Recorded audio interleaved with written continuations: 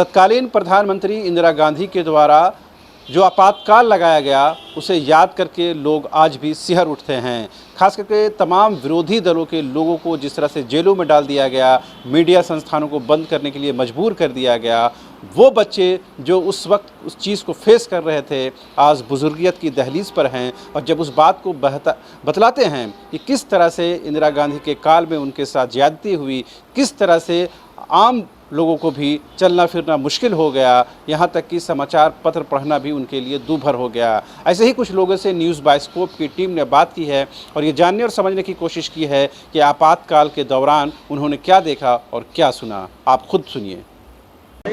25 जून 1975 को जब आपातकाल इंदिरा गांधी द्वारा घोषित किया गया था तो मैं उस समय नौकरी में था और जब मार्च 2077 में ख़त्म हुआ तो जो 2 वर्ष का काल था मैं उसे पूर्णतः देखा हूँ। और जयप्रकाश नारायण का संसद भवन पर जो है कि नहीं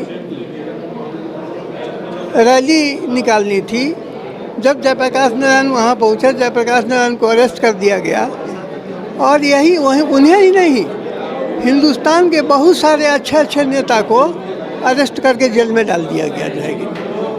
और जहाँ तक कार्य प्रणाली का सवाल है तो मैंने उस समय क्या देखा कि जितने भी अधिकारी थे, कर्मचारी थे जो है कि नहीं, ऑफिस अगर समय पे आना था तो सारे आदमी ऑफिस जो है कि नहीं समय पर पहुंच जाया करते थे और अंत तक जो है कि नहीं जब तक ऑफिस रहता था काम करते थे।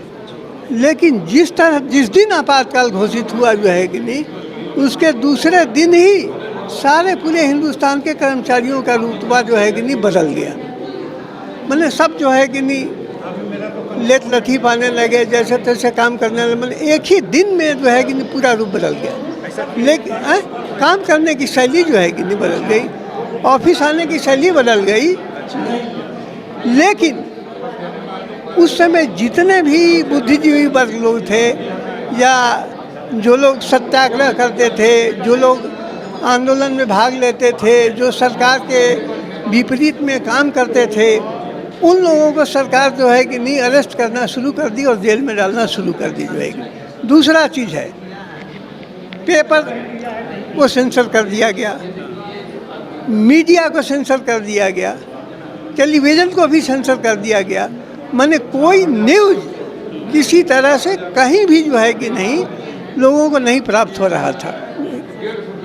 यह इस तरह का आपातकाल था कि कौन कहाँ पर कैसे है, किस तरह से है, किस स्थिति में है, किसी को कुछ पता नहीं चल रहा था। सर्विस करना क्या कठिन हो गया, आसान सर्विस करना उस दौरान सरकारी नौकरी करना, उसमें क्या परेशानी आ रही? सरकारी नौकरी में कोई परेशानी नहीं थी, लेकिन अब सरकारी नौकरी में देखिए हम लोगों की कार्यशैली जो है कि नहीं जो थी उस समय जो है कि नहीं, आप जैसा कि देखते हैं जो है कि नहीं कि कुछ लोग तो समय पर ही आते थे। मेरी उम्र अभी 77 साल की है, तो मैं बराबर दफ्तर जो है कि नहीं समय ही आया करता था। लेकिन कुछ ऐसी आदत थी लोगों को जो कुछ लेट आते थे, कुछ यूनियनगिरी करते थे, कुछ करते थे जो है कि नहीं, सारे लोगों का एक्टिविटी जो है कि नहीं उस समय कैदी की तरह हो गया था। हाँ, सब बंद हो गया था और सबको अपना डायरी मेंटेन करना था कि आप प्रतिदिन क्या काम किए, क्या डिस्पोजल दिए, क्या आपके पास पत्र आया, उसका डिस्पोजल क्या हुआ। डेली जो है कि नहीं एक रूटीन ड्यूटी के रूप में एक डायरी लिखनी पड़ती थी सभी कर्मचारी को, और सभी उसको मेंटेन करते थे। ये आदेश था? हाँ, आदेश था ये। क्या कारण थे?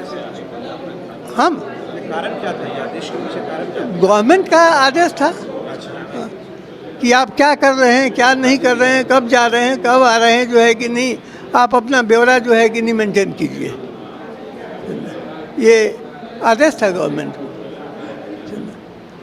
लेकिन लोग जो है कि नहीं, जैसे अब मान ली मीडिया सेंसर कर दिया गया, न्यूज़पेपर में कोई न्यूज़ नहीं आ रहा है, टेलीविज़न पर कोई न्यूज़ नहीं आ रहा है, आकाशवाणी से कोई न्यूज़ प्रसारित नहीं हो रहा है, तो कम्युनिकेशन किसी को किसी से नहीं मिल रहा था।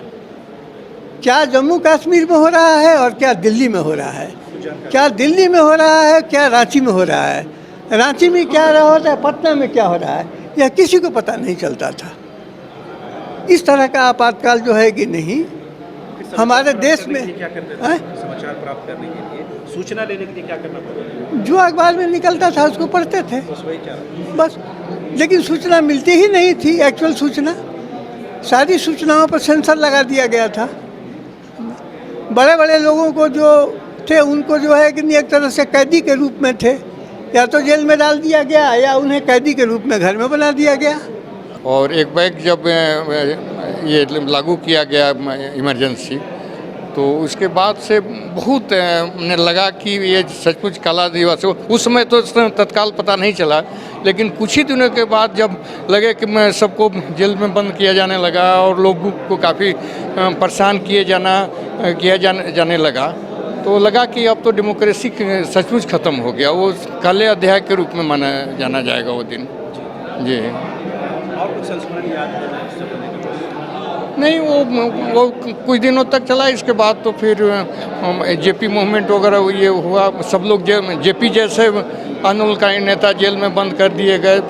जी, काफ़ी परेशानी हुआ लोगों को, डेमोक्रेसी था ही नहीं। आप इंडिविजुअल तौर पर कुछ ये था? नहीं, मैं तो उसमें विद्यार्थी था, पढ़ता था। स्कूल कॉलेज में क्या माहौल था? स्कूल कॉलेज में क्या माहौल था? स्कूल कॉलेज में हम लोग को कोई खास ये नहीं था इसमें। नहीं, वहाँ इम्पैक्ट नहीं हुआ था। हम खास करके हमारे कॉलेज में इम्पैक्ट नहीं था।